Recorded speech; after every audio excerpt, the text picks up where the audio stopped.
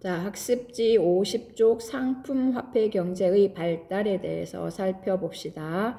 자, 지금 여기 상품화폐 경제의 발달이라고 하는 것은 여기 보면 조선시대 세계관의 변화라고 되어 있는 단원 속의 상품화폐 경제의 발달인데 이거는 어느 시기냐 하면 조선시대 후기거든요.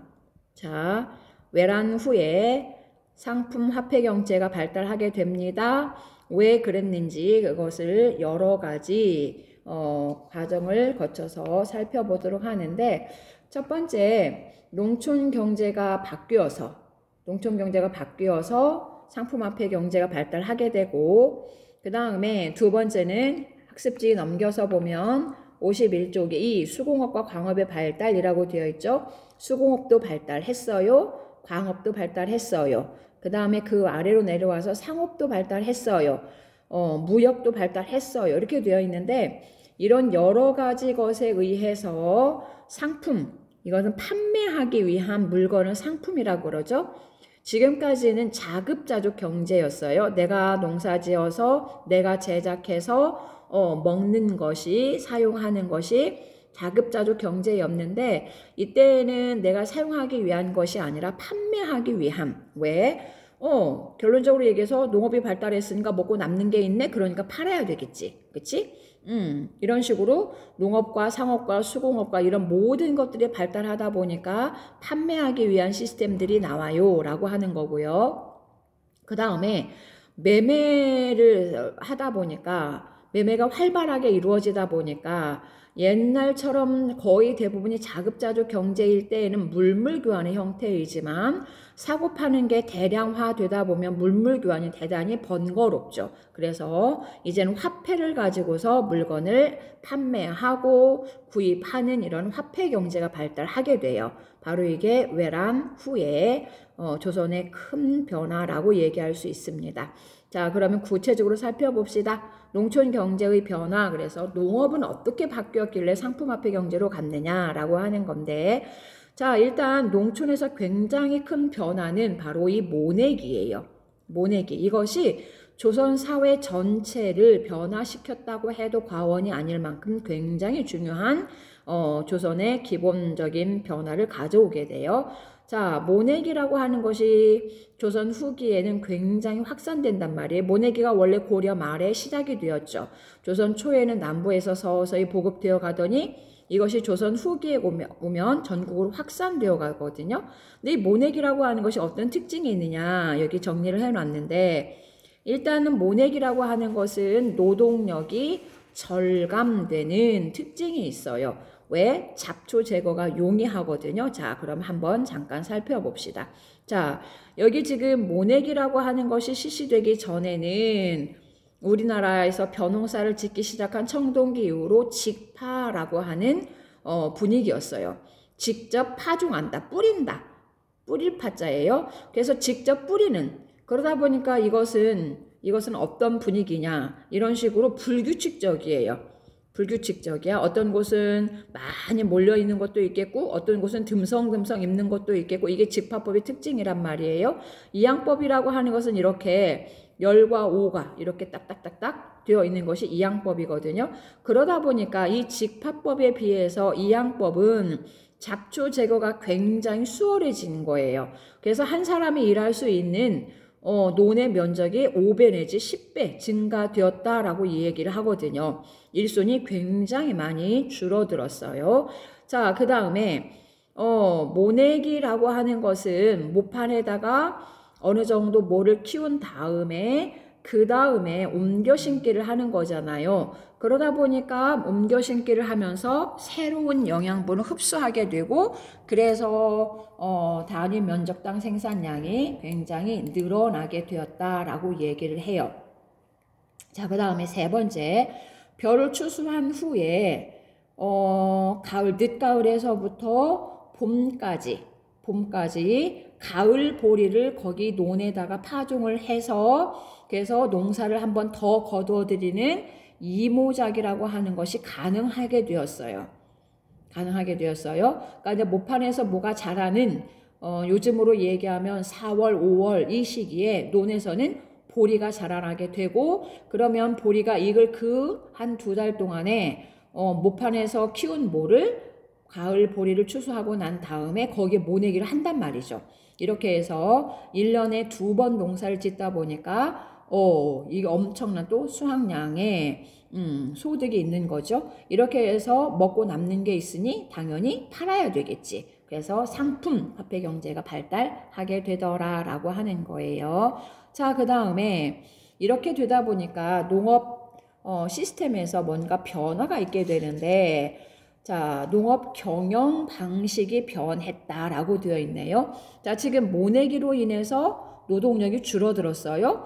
그러다 보니까 한 사람이 일할 수 있는 논의 면적이 확대되었다. 경작 면적이 확대되었다라고 얘기했고, 그러면서 부지런한 사람은 한 사람이 일할 수 있는 논의 면적이 굉장히 넓어졌어요. 그래서 바로 넓다라는 얘기예요. 그래서 넓은 토지를 경작할 수 있는 광작이라고 하는 것이 이 모내기로 인해서 생겨나게 돼요. 광작이라고 하는 것이 모내기 때문에 생겨나게 됩니다. 자, 이렇게 되면서 또 하나의 변화가 있게 되는데, 상품 작물의 재배가 활발하게 이때는 진행이 돼요. 아까도 얘기했지만 원래 우리나라 역사에서는 역사적으로는 전통적으로는 내가 농사지어서 내 거 먹는 그런 형식을 취하잖아요. 그런데 이때에는 팔기 위한, 자, 내가 광작이야. 그러면 굉장히 넓은 면적의 논을 경작한단 말이에요. 내가 먹고 남는 게 있겠죠? 그러다 보니까 이 먹고 남는 것을 어떻게 하는 거예요? 판매를 한단 말이죠. 그래서 쌀이 상품성이 있게 되는, 판매하는 이런 식으로 바뀌게 되고, 그러다 보니까 이게 돈이 된단 말이죠. 그래서 오히려 밭을 논으로 바꾸어 가지고 논의 면적이 점점 늘어나는 것이 바로 조선 후기의 모습이에요. 그럼 왜 이렇게 새삼스럽게 쌀의 상품화가 이게 강조되느냐라고 하는 건데, 임진왜란 이후에는 수많은 사람들이 도시로 몰려들게 되는 이런 변화가 있거든요. 그건 나중에 뒤에 가서 살펴볼 건데요. 어쨌든 간에 이런 변화가 있게 되고, 또 하나는 여기 광작하고도 연결이 되는데, 한 사람이 일할 수 있는 논의 면적이 넓어지다 보니까 누군가에게 논이 집중된다라는 것은 어느 한쪽에서는 논을 잃게 되는 사람이, 버려야지 되는 사람들이 나오는 거죠. 그런데 광작이다 보니까 옛날만큼 일손이 필요도 없단 말이죠. 그러면 예를 들어서 옛날에는 5명 일했던 건 지금 1명 일해야지 되니까, 그럼 나머지 4명은 떠나야 되겠죠. 도시로 떠나야 되겠죠. 그러면 도시로 떠난 사람들은 막노동을 해서 쌀을 사 먹어야 되겠지. 그래서 바로 얘네들에게 판매하기 위한 어떤 쌀의 상품화라고 하는 것이 굉장히 많이 진행이 되었던 것이 외란 후이고요.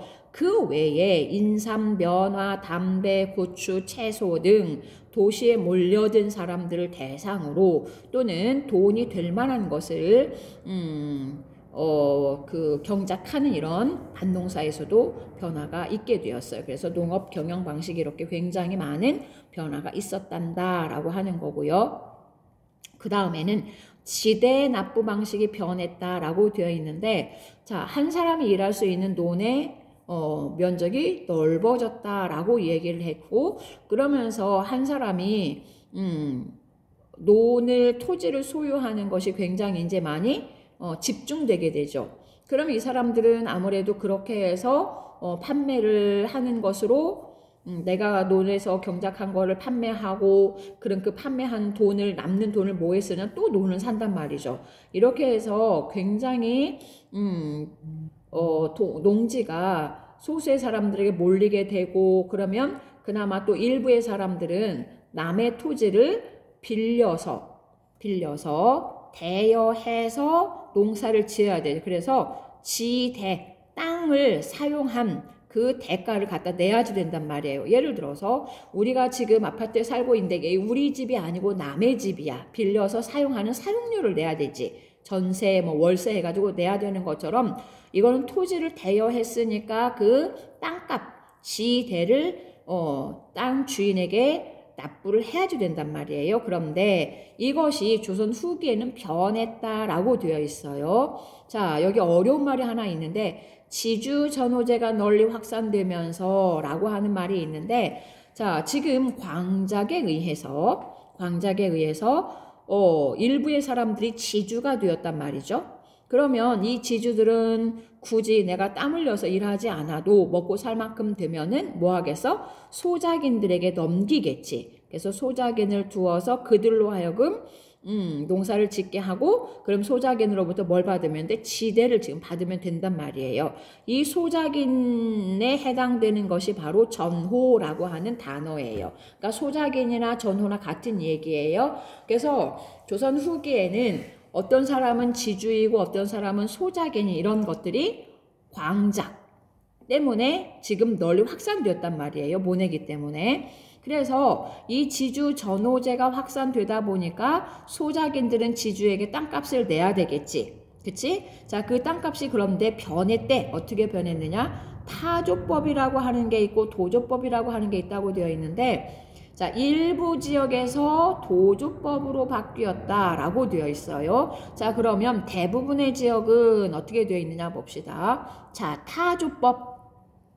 여기서 타라고 하는 것은 타작이라는 말이에요. 다른 말로 얘기하면 추수라는 얘기예요. 추수할 때 지대가 결정된다. 자, 올해 농사를 지었는데 추수할 곡식이 얼마가 되는지는 추수를 해봐야지 알죠. 타작해봐야 되지 알죠. 그래서 추수하고 나서 얼마의 생산량이 있느냐에 따라서 그래서 절반씩 반띵하는 거야. 지주하고 소작인이, 소작인 같은 말이에요. 지주하고 소작인이 같이 절반씩 나누어 갖는 거. 그러니까 수학의 절반이니까 비율로 1대1을 나눈 거니까 얼마의 생산량이 있는지는 언제 알아요? 타작할 때 안단 말이죠. 그래서 이것을 타조법이라고 얘기를 해요. 그런데 이게 지주 입장에서 한번 봅시다. 소작인이 부지런하고 농사를 그 다음에 열심히 져. 그러면 수확량이 10이야. 그런데 어떤 사람은 좀 게을러 5야. 그러면 내가 밟는 주인 입장, 지주 입장에 내가 밟는 것이 반띵이니까 5고 이건 2.5잖아요. 그쵸? 그래서 소작인이 어떻게 농사 짓는지에 대해서 주인은 굉장히 관심이 많게 되고, 그러다 보니까 어떻게 되느냐? 간섭이 심하게 되는 거예요. 간섭이 심하게 돼요. 그래서 이 간섭이 심지어는 종속적인 관계로까지 발전하는 이런 어떤 변화로 가게 되는 것이 타조법이라고 얘기할 수 있어요. 그냥 예를 들어서 우리가 집주인한테 집을 빌려서 쓸 뿐이야. 나는 그 대가만 주면 돼. 이래야지 되는데 집주인이 그냥 내 마음대로 그냥 우리 집 노예 부리듯이 이렇게 합니다. 이거는 좀 문제가 되지. 그런데 이게 가능했다는 말이에요. 너 이런 식으로 내가 지대만 주면 되잖아. 이렇게 얘기했을 때 알았어. 너는 당 빼. 이렇게 하면 할 말 없는 거야. 왜? 지금 광작 때문에 그나마 내가 이거를 남의 걸 소작을 짓고 있다라는 것도 감지덕지 해야지 될 그런 분위기가 되어버렸단 말이지. 자, 그런데 일부의 지역에서는 이게 이제 타조법이 일반적인 형태였다라고 얘기를 하면, 일부의 지역에서는 어떻게 되느냐. 그냥 수확량이 얼마이든지 간에 관계없이 계약할 때, 다른 말로 얘기해서 연초에 계약할 때 어떻게 했느냐. 일정한 금액을 딱 정해놔. 금액을 정해놓고서 올해 생산량이 얼마이든지 간에 나한테는 5가마만 줘. 이 논에서 5가마만 줘. 그러면 네가 그냥 밥 말아 먹든 국 말아 먹든 네가 알아서 해. 이게 바로 도조법이라고 하는 거야. 도조법. 그래서 그냥 우리 지금 남의 집 빌려서 하는 것처럼 그냥 그 계약에 해당되는 돈만 지불하면 나에게 이러쿵저러쿵 전혀 간섭이 없는 이런 것을 도조법이라고 얘기를 해요. 그러니까 타조법보다는 도조법이 더 훨씬 소작인 입장에서는 더 나은 거겠지. 그러나 일반적인 대개의 것은 타조법이었고, 그 다음에 도조법은 일부의 지역에서만 나타나는 현상이었다라고 얘기를 해요. 자, 이제는 학습지 51쪽으로 넘어가서 자, 수공업과 광업이 또 발달했기 때문에 상품화폐 경제가 발달하게 되었다라고 하는 것을 살펴보게 되는데 자, 첫 번째 수공업부터 살펴봅시다. 자, 지금 얘기했다시피 모내기로 인해서 광작이 성행하게 되고 광작으로 인해서 도시로 옮겨가는 이농 현상이 가능하게 되죠. 그래서 도시로 수많은 사람들이 몰려오게 되었답니다. 그러면 도시로 몰려온 사람들은 여러 가지 일들, 여러 가지 직업들을 갖게 되겠죠. 이렇게 되면서 이들의 어떤 필요 물품을 공급하는 수공업이 발달할 수밖에 없는 상황이고 그 다음에 대동법의 시행이라고 되어 있는 대동법이라고 하는 것은 공납을 어떻게 하는 거예요? 실제 그 물건을 받아들이던 것을 쌀로 받아들인 거였잖아. 그럼 국가에서 이 쌀로 받은 다음에 어떻게 되겠어? 필요한 물품을 다시 사들여야지 되는 거잖아. 누구를 통해서? 공인을 통해서. 그러다 보니까 강화해서 화문석 받쳐라고 했던 것이 이제 그게 아니야. 쌀로 받은 다음에 화문석을 다 사들여야지 되는 거지. 그러니까 당연히 수공업 제품의 수요 증대가 이루어질 수밖에 없겠지. 자, 이렇게 해서 관청에서 운영하는 관청수공업, 관영수공업은 쇠퇴하게 되고 민간수공업 또는 민영수공업이라고도 얘기를 해요. 민영수공업이 발달하게 되는 이런 분위기. 여러분들 그 김홍도의 대장간 그림 알지? 그게 바로 조선 후기의 모습이란 말이야. 민간인들에 의해서 그런 대장간 같은 것들이 운영되고 활발하게 만들어지고 판매하는 상품화폐 경제로 이어지는 이게 바로 조선 후기 수공업의 발달이라고 얘기할 수 있는데 자, 여기에서 특징적인 단어가 하나 나와 있네요. 선대제 수공업이라고 하는 어려운 단어가 딱 여기서 한번 나와요. 자, 여기 보면 선대제 수공업에 대한 설명이 있는데 상인이 수공업자에게 자금을 먼저 먼저라는 얘기예요. 자, 먼저 자금을 지불하고 자, 이걸 풀어서 설명합시다. 자, 여기에 있는 공인들이 수공업자들에게 물건을 지금 사드릴 거예요. 자, 여기 지금 수공업자들이 있다고 합시다. 이렇게 수공업자가 5명이 있는데 공인들 입장에서 여기 A라고 하는 수공업자에게 물건을 맡겼으면 좋겠어. 이 사람이 아주 실력이 탁월해. 그래서 이 공인이 수공업자인 A씨에게 야, 화문석을 100개만 좀 만들어서 다오라고 얘기를 했어요. 100개를 주문을 했단 말이야. 그런데 문제는 이 A라고 하는 사람이 화문석 100개를 만들기 위해서는 재료를 구입을 해야지 되지. 근데 이게 양이 많다 보니까 재료를 구입할 수 있는 비용이 없네. 그러면 공인은 이 사람에게 맡기고 싶고 이 상인 A라고 하는 상인은 내가 다 만들었으면 좋겠고 그랬을 때 상인이 바로 이 공인 이런 사람들이 수공업자 이 A씨에게 그래 너 이거 원료 사 이렇게 하고서 자금을 먼저 준단 말이에요. 그게 바로 선대제 수공업이야. 대가를 미리 주는 수공업. 주문하기 전에 먼저 돈을 지불하는 것을 선대제 수공업이라고 얘기를 한답니다. 자, 이렇게 해서 상인들의 어떤 수요에 의해서 수공업이 이루어지는 모양새 바로 이게 선대제 수공업이라고 얘기할 수 있어요. 자, 그 다음에 조선 후기에는 광업도 발달했는데 자, 수공업의 발달에 따라 아까 앞에서 살펴봤던 것처럼 수공업이 발달하다 보니 뭐 화문석을 만들어야 돼요. 아니면 뭐 낫을 만들어야 돼요. 창을 만들어야 돼요. 그 다음에 광산 채굴을 하기 위해서 뭐 도끼를 만들어야 돼요. 이런 것들은 전부 다 쇳덩어리가 필요하잖아. 이러다 보니까 광물의 수요 증대가 당연히 증가하게 되고 그 다음에 두 번째 광업이 발달하게 되는 중요한 이유 중에 하나가 청과 이제 서서히 무역이 확대된단 말이죠. 이제는 뭐 북벌이니 이런 거 들어가게 되면서 청과 이제 관계가 확대되고 그러다 보니까 청나라는 이 은을 굉장히 많이 수입하는 나라잖아요. 그래서 청과의 무역을 위해서 은을 많이 필요로 할 수밖에 없는 상황이 되다 보니까 은광 개발이 굉장히 활발하게 이루어졌었고 근데 정부는 조선 전기까지는 중국에서 자꾸 은 내놔 금 내놔 하니까 그냥 원하는 대로 주기는 싫고 하니까 우리는 은 없다 금 없다 해가지고 광산 개발을 최소화했거든요. 그런데 이제 특히 정조 이후로 광산 개발을 민간에다 허가를 해주고 대신에 너는 세금 내놔. 이런 식으로 서서히 자유 시스템으로 가게 되면서 강업이 발달해 가게 되고 그래서 조선 전기까지는 관영 광산이었던 것이 조선 후기에는 민영 광산으로 서서히 확대되어가. 그래서 소문을 듣자 하니 누가 금광을 발견해가지고 돈을 엄청 끌어모았대라고 했더니 이런 몰래 얌체 같은 잠체가 나오게 돼. 자, 채굴을 하긴 하는데 뭐하냐? 잠수함이라는 거 몰래 오는 거잖아. 몰래 채굴하는 것을 뭐 하기 싫어서 세금 내기 싫어서 잠체가 성행하는 것이 조선 후기의 모습이랍니다. 자, 그 다음에 상인 물주에게 자금을 지원받아 덕대가 경영을 담당했다라고 되어 있는데 자, 나는 어디에 금이 있는지 은이 있는지 전혀 몰라. 근데 돈은 좀 벌고 싶어. 그래서 이제 김포 사람이야 장릉산을 다 그냥 파 엎었어. 인부들을 사가지고. 근데 이거 다 파 엎으면 장릉에서 금이 나와 은이 나와? 안 나오잖아. 그러다 보니까 쪽박 차는 사람들도 나오게 되겠지. 그러면서 이들이 어떻게 하려냐 하면은 덕대 바로 광산 경영 전문가야. 요즘 말로 이 얘기하면 CEO라고 얘기할 수 있어. 이 사람은 딱 보면 와 이거 여기는 철이 나올 산이야. 여기는 금이 나올 산이야 하고 안단 말이야. 그래서 나는 돈은 있으니까 뭐 하느냐? 이런 전문가들에게 맡겨요.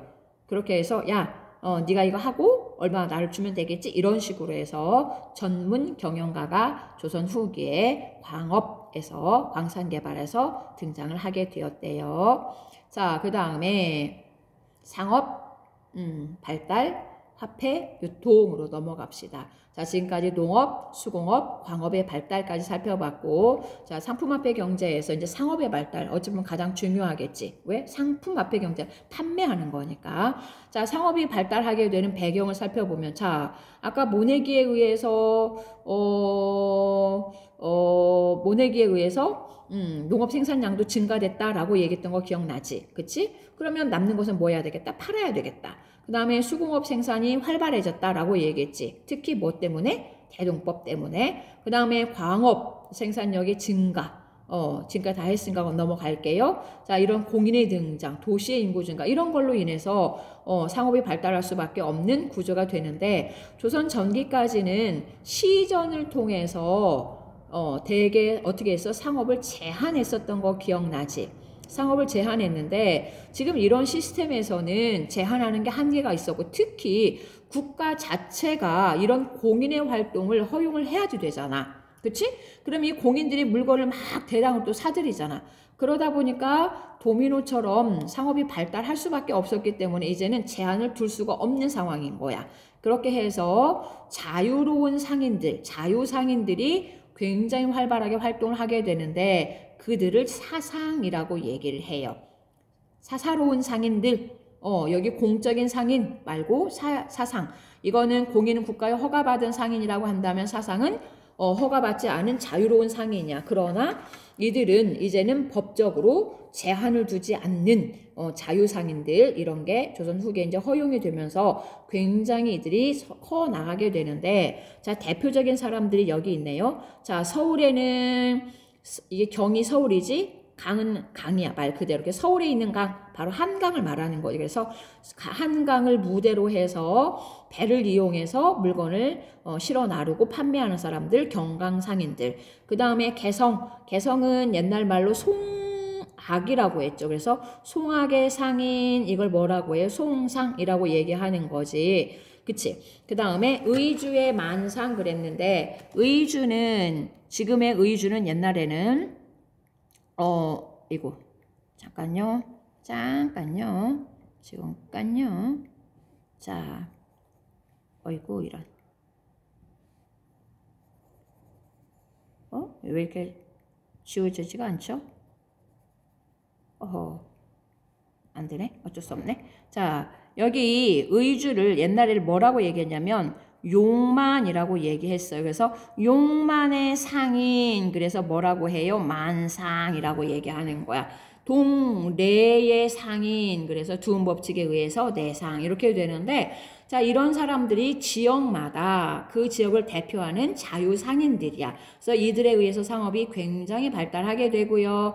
자, 특히 일부의 이 상인들 가운데에서는 도고로 성장하는 사람들도 있었단다 라고 되어 있는데, 자, 여기 봤더니 독점적 도매상인인 도고라고 되어 있는데, 이 도고에 대한 가장 대표적인 이야기가 여기 허생전이에요. 자, 허생이라고 하는 사람이 자, 밤, 대추, 감, 배, 귤 등을 모두 사들였다.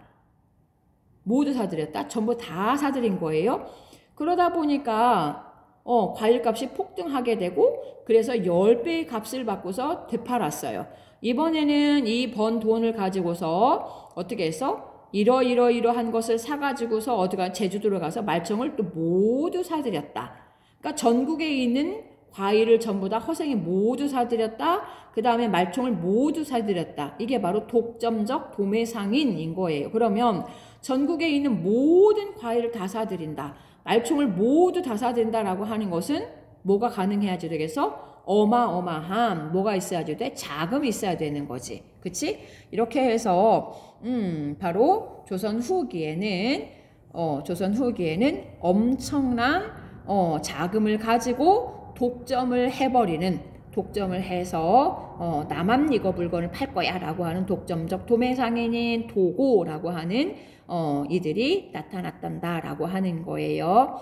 자, 그 다음에 장시를 살펴봅시다.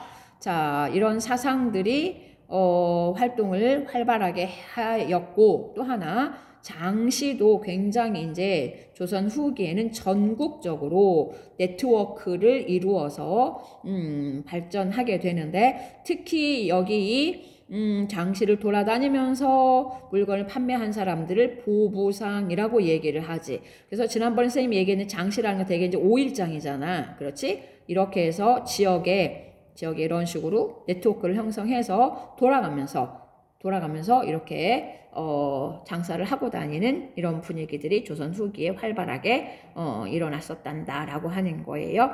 자, 그 다음에 포구 상업인데, 자, 조선 시대까지만 해도 아직은 도로나 수레나 발달되지 않았어요. 그러다 보니까 대부분을 뭘로? 배로 물건을 실어 나르다 보니까, 그러면 배로 실어 와서 어떻게 되는 거야? 내리는 곳, 싣는 곳, 물건을 실는 곳, 물건을 하차하는 곳, 이런 곳이 있어야 되겠. 그래서 이런 포구가 발전을 하게 되는데, 그래서 이 포구에서 물건을 사고 파는 이런 행위들이 이루어지다 보니까 거기에서도 역시 포구에서도 상인들이 있어야 되겠지. 그래서 자, 대표적인 선상, 배를 이용해서 물건을 실어 나가야 되니까 선상이 있고, 그 다음에 객주나 여각들이 바로 포구에서 물건을 판매를 했단다라고 하는 건데, 배를 이용하는 것은 바로 한성의, 서울의 경강상이 대표적이다라고 하는 걸 살펴보았고, 이들이 주로 배를 이용해서 물건을 실어와서 판매를 한다라고 하면은 객주나 여각은 포구에서 건물을 지어놓고, 이런 건물을 지어놓고 활동을 하는 사람들이야. 물건을 판매하는 사람들이야. 그래서 포구라든지 아니면 큰 장시를 무대로 해서 물건을 위탁받아 판매하거나 매매를 중개한다라고 되어 있는데, 자, 봅시다. 예를 들어서 저기 전라도에서 굴비를 잔뜩 싣고 배가 왔어요. 여기 뭐 김포 주변에 포구가 뭐가 있지? 저기 대명포구가 있다고 그럽시다. 그러면 대명포구에 저기 영광에서 배로 이제 물건을 실어 왔어? 그러면 이 사람들이 여기서 판매할 때까지 기다리진 않겠지. 물론 그럴 수도 있겠지만 집 떠나서 얼마나 걸릴지도 모르고 그러다 보니까 바로 이들에게서 물건을 받아요. 그래서 여기 포구에 이런 객주나 여각들이 이렇게 얘네들이 기다리고 있다가 그 물건을 내가 여기 있는 것처럼 위탁받아 판매하거나, 아니면은 이거 원하는 사람이 있었는데 매매를 하거나, 아니면은 보관을 좀 해준다거나, 이런 식으로 상업을 하는 사람들을 객주 또는 여각이라고 얘기를 해요. 자, 이렇게 해서 상업이라고 하는 것이 굉장히 발달하게 되다 보니까, 상업이 발달하다 보니까 당연히 화폐 유통이 활발하게 이루어질 수밖에 없겠지. 그치? 자, 그 다음에 조선 후기에는 토지세 또는 아까 얘기했던 그 땅 사용료, 소작인들이 지주에게 바쳐야 되는 땅 그 대여료를 곡식으로 받는 것보다는 금납하, 이거 금이라고 하는 것은 진짜 그냥 우리가 얘기하는 그 골드 금이 아니라 바로 이걸 말하는 거예요. 돈으로 내라 라는 얘기. 돈으로 나 받을 거야 라는 얘기야. 그래서 바로 이 토지세도 이제는 곡식도 물론 받지만 돈으로 내. 그 다음 땅 사용료도 돈으로 내. 이렇게 하다 보니까 당연히 상공업 발달과 더불어서 화폐 유통이 활발하게 이루어졌었고, 그렇게 되면서 조선 후기에 여기 그림에 있는 상평통보가 전국적으로 유통되게 돼요. 자, 그러다 보니까 이 돈이 특히 조세하고 지대를 납부하게 된 때가 특히 이제 농사 지은 다음이니까 가을, 겨울 이렇게 되겠지. 그래서 이때의 돈이 갑자기 더 많이 필요로 하다 보니까 돈의 풍기 현상이 벌어지겠지. 돈의 가치가 올라가겠지. 그래서 어떻게 하느냐. 이때에 돈을 가지고 있는 사람들이 굉장히 뭔가 고가에 내놓을 수 있는 분위기가 되다 보니까 이 돈을, 이 동전을 뭐 하느냐? 쌓아두게 돼.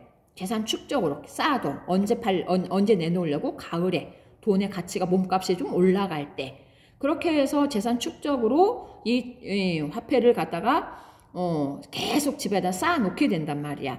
또는 이걸 가지고서 고리대로 이용을 하면서 전황이 발생했다. 전이라는 것은 돈을 말하는 거예요. 돈. 자, 돈이 없다라는 얘기야. 이 전황을 요즘에도 볼 수 있는 현상인데 어떻게 보냐면은 우리가 주로 이제 카드를 가지고 뭐 사용하기도 하지만 그래도 뭐 1,000원짜리, 10,000원짜리, 뭐 50,000원짜리 우리가 가지고 다니지만 특히 10원짜리 동전, 요즘엔 특히나 50원, 100원 이런 것도 그렇지만 10원짜리 동전 같은 경우는 거의 가지고 다니질 않고 거의 대부분이 다 돼지 속에다 넣어주잖아. 돼지 뱃속에 넣어주고 이러잖아. 그치? 그러다 보니까 어떻게 되느냐. 10원짜리 동전은 한국은행에서 계속 만들지만 돌아다니진 않아. 이런 걸 바로 전황이라 그러는 거야. 조선시대에도 국가에서는 계속 상평통보를 찍어내지만 계속 이걸 가지고 있어. 언제 풀려고? 연말에 풀려고. 돈이 많이 필요할 때 풀려고. 이렇게 되는 거야. 이것을 전황이라고 얘기를 해요. 자, 그 다음에 이런 그 상평통보라고 하는 것이 무게가 있다 보니까 대규모로 상거래할 때에는 신용화폐라고 하는 것도 사용하였답니다. 라고 하는 거예요. 자, 마지막 무역을 살펴봅시다. 자, 무역에는 개시무역이 있고 후시무역이 있는데 이것은 공무역이냐 사무역이냐 라고 하는 거예요. 자, 이것을 구체적으로 뭐 살펴볼 필요는 별로 없을 것 같고요. 그냥 공무역과 사무역이 있구나 라고 하는 거. 근데 여기 청나라에도 개시무역이 있고 후시무역이 있고 외에게도 개시무역이 있고 후시무역이 있고 이렇게 둘 다 있었어요. 자, 이 개시무역이라는 것은 국가 간에 이루어지는 무역, 그 다음에 후시무역은 상인 간에 이루어지는 무역이라고 보면 된답니다. 자, 여기 이 청과는 주로 이제 북쪽에서 외화는 그 다음에 부산 쪽에 있는 동네에서 주로 이루어지고요. 수출과 수입은 이런 것들이 있었다라고 하는 것 정도 알고 있으면 될 것 같아요. 자, 여기까지 해서 수업을 마치도록 하겠습니다. 수고하셨어요.